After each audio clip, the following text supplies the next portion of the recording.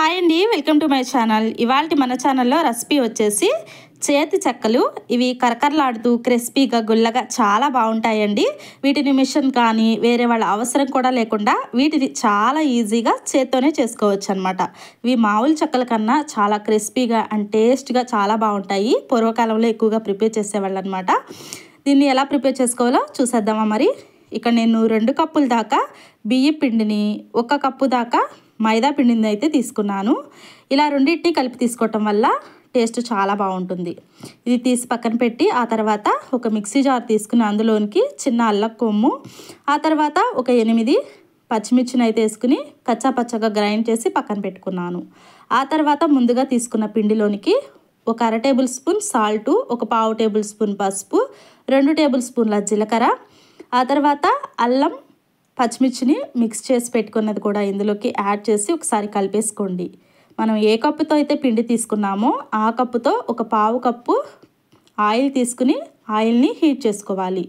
ఈ oil heat అయ్యేలోపు ఇక్కడ ముందుగా ప్రిపేర్ చేసి పెట్టుకున్న పిండిని ఒకసారి ఇదంతా కలిసేలాగా కలిపేసుకోండి. ఇలా కలుపుకున్న తర్వాత ఆయిల్ హీట్ అయ్యింది. ఆయిల్ని కూడా ఇందులోకి యాడ్ చేసేయండి. ఆయిల్ వేసిన తర్వాత చక్కగా ఒకసారి చేత్తో అయితే కలుపుకోండి. పిండి అంతా రఫ్ చేస్తున్నట్లు మొత్తం ఈక్వల్గా కలిసేలాగా కలుపుకోండి. ఇది కలిపేలోపు 2 గ్లాసుల వాటర్ని హీట్ చేసుకుని ఇలా ఈ విధంగా దీనిలోకి అయితే యాడ్ చేసుకోవాలి. 3 గ్లాసుల పిండికి 2 గ్లాసుల వాటర్ అయితే కరెక్ట్గా సరిపోతుందండి. నాకైతే కరెక్ట్గా సరిపోయింది. ఇలా ఒకసారి మొత్తం కలిపేసుకోండి. మీకు కొంచెం గట్టిగా ఉంది అనుకుంటే కనుక కొన్ని నార్మల్ వాటర్ని యాడ్ చేసైనా కలుపుకోవచ్చు. పిండి మొత్తం ఒకసారి ఈ విధంగా స్మూత్గా, అంటే మరీ అంత గట్టిగా కాదు, మరీ అంత మెత్తగా కాదు, ఇక్కడ నేను వీడియోలో చూపిస్తున్న విధంగా ఈ విధంగా ఉంటే సరిపోతుంది. ఆ తర్వాత ఒక నిమ్మకాయ సైజ్ అంతా పిండిని ఈ విధంగా తీసుకోండి. ఇలా తీసుకున్న తర్వాత సిలిండ్రికల్గా ఈ విధంగా, సిలిండర్ మనకి ఏ షేప్లో ఉంటుందో ఆ విధంగా చేత్తో ఈ విధంగా పాముకోవాలన్నమాట. నార్మల్గా చెప్పాలి అంటే మనం పాల తాలికలు చేసుకుంటాం కదండి, ఆ విధంగా ఇలా ఈ విధంగా చేసుకోవాలన్నమాట. కాకపోతే కొంచెం లావుగా చేసుకోవాలన్నమాట. సో అన్నిటినీ ఈ విధంగా ప్రిపేర్ చేసుకున్నట్లయితే చేతి చెక్కలను చేసుకోవటం కోసం చాలా ఈజీగా ప్రిపేర్ చేసుకోవచ్చు. నేను ఇలా ప్రిపేర్ చేసి మీకు ఇక్కడ చూపిస్తున్నాను.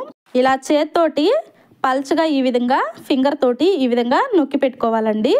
ఈ విధంగా చాలా ఈజీగా ప్రిపేర్ చేసుకోవచ్చు అనమాట. ఫస్ట్ టైం ప్రిపేర్ చేసినా కానీ చాలా ఈజీగా వచ్చేస్తాయి అన్నమాట. ఏం లేదండి, ఫింగర్తో జస్ట్ అటు ఇటు ఫింగర్తో ఈ విధంగా మధ్యలోది అడ్జస్ట్ చేసుకుంటూ లాస్ట్ వరకు ఇదే విధంగా ప్రిపేర్ చేసుకోవడమే. పెద్దవాళ్ళు ఎక్కువగా డైరెక్ట్గా ఆయిల్లోనే ఇలా చేసేసి వేస్తూ ఉంటారనమాట. బట్ ఇలా కొత్త వాళ్ళు కనుక ఫస్ట్ టైం చూస్తున్నా కానీ ఫస్ట్ టైం చేస్తున్నా కానీ ఇలా ఈ విధంగా ప్రిపేర్ చేసుకుని పెట్టుకున్నామంటే డీప్ ఫ్రై చేసుకోవటం చాలా ఈజీగా చేసేసుకోవచ్చు. అన్నీ ఇలా ప్రిపేర్ చేసిన తర్వాత నేను ఇక్కడ కళాయిలోకి ఆయిల్ తీసుకుని ఆయిల్ని హీట్ చేసుకోవాలి, బాగా హీట్ చేసుకోవాలి.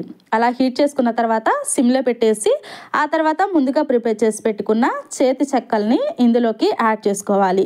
కళాయిలో ఎంతవరకు అయితే సరిపోతాయో అంతవరకు అయితే వేసుకుని 2 వైపులా టర్న్ చేస్తూ నిదానంగా ఫ్రై చేసుకోవాలి. మామూలు చెక్కల కన్నా ఈ చేతి చెక్కలు చాలా టేస్టీగా క్రిస్పీగా చాలా బాగుంటాయండి. ఎక్కువ రోజులు నిల్వ కూడా ఉంటాయన్నమాట. పిల్లలకి స్నాక్స్ బాక్స్లోకి పెట్టడానికి కూడా చాలా ఈజీగా అండ్ టేస్టీగా చాలా బాగుంటాయి. డెఫినెట్లీగా మీరు కూడా ఒకసారి అయితే ట్రై చేయండి. వీడియో నచ్చితే లైక్ చేయండి. సో 2 వైపులా ఈ విధంగా ఫ్రై చేసుకోవాలి. ఇవి కాకపోతే కొంచెం నిదానంగా ఫ్రై చేసుకోవాలండి. లోపల కూడా కొంచెం మందంగా ఉంటాయి కాబట్టి నిదానంగా ఫ్రై చేసుకున్నట్లయితే మంచి క్రిస్పీగా వస్తాయన్నమాట. ఇలా మంచి గోల్డెన్ కలర్లోకి చేంజ్ అయ్యేంత వరకు ఇలా ఫ్రై చేసుకోవాలి. ఇలా ఫ్రై అయిన తర్వాత ఒక ప్లేట్లోకి తీసేసుకోవటమేనండి. ఆయిల్ కూడా చాలా తక్కువ పడుతుందన్నమాట. సో ఇప్పుడైతే అన్నిటినీ ఇలా ప్రిపేర్ చేసేసి ఒక ప్లేట్లోకి తీసుకోవాలి. నేను ఇక్కడ డైరెక్ట్గా ఇందులోకే చేసి చూపిస్తున్నాను చూడండి. నేను ఎప్పుడు చేస్తూనే ఉంటానన్నమాట. ఎక్కువగా నేను ఇలా డైరెక్ట్గా వేసేస్తానన్నమాట. చేసేసి చాలా ఈజీగా ఒక ఫస్ట్ వాయికి ఇలా ప్రిపేర్ చేసి పెట్టుకుంటే సరిపోతుందండి. నెక్స్ట్ టైము అదే ప్రాక్టీస్ అయిపోతుందన్నమాట. చాలా ఈజీగా అన్నిటినీ ఇదే విధంగా ప్రిపేర్ చేసుకోవాలి. నేను ఫస్ట్ టైము పిండి కలిపేటప్పుడు కరివేపాకును వేయటం మర్చిపోయాను అనమాట. బట్ మీరు డెఫినెట్లీగా కరివేపాకును వేసుకోండి, చాలా బాగుంటుందన్నమాట. ఇవి లోపల కూడా మంచిగా ఫ్రై అయ్యేంత వరకు, మంచి గోల్డెన్ కలర్లోకి చేంజ్ అయ్యేంత వరకు నిదానంగా ఇలానే ఫ్రై చేసుకోవాలి. ఇలా ఫ్రై అయిన తర్వాత చక్కగా ఒక ప్లేట్లోకి తీసేసుకుని సర్వ్ చేసేసుకోవడమే. వడగిన్ని కూడా అవసరం లేదండి, ఆయిల్ కూడా ఎక్కువ పీల్చదనమాట, చాలా తక్కువగా పీలుస్తుంది. సో అన్నిటినీ నేను ఇక్కడ ప్రిపేర్ చేసి అయితే మీకు చేతి చెక్కలు చూపిస్తున్నానండి. చాలా మంచిగా వచ్చాయి అండ్ టేస్ట్గా చాలా బాగున్నాయి అన్నమాట. డెఫినెట్లీగా మీరు కూడా ఒకసారి అయితే ట్రై చేసి ఎలా కుదిరిందో కామెంట్ సెక్షన్లో కామెంట్ చేయండి. ఐ హోప్ మీకు వీడియో నచ్చే ఉంటుంది అనుకుంటున్నాను. నచ్చితే కనుక తప్పకుండా వీడియోకి ఒక లైక్ చేయండి ఫ్రెండ్స్.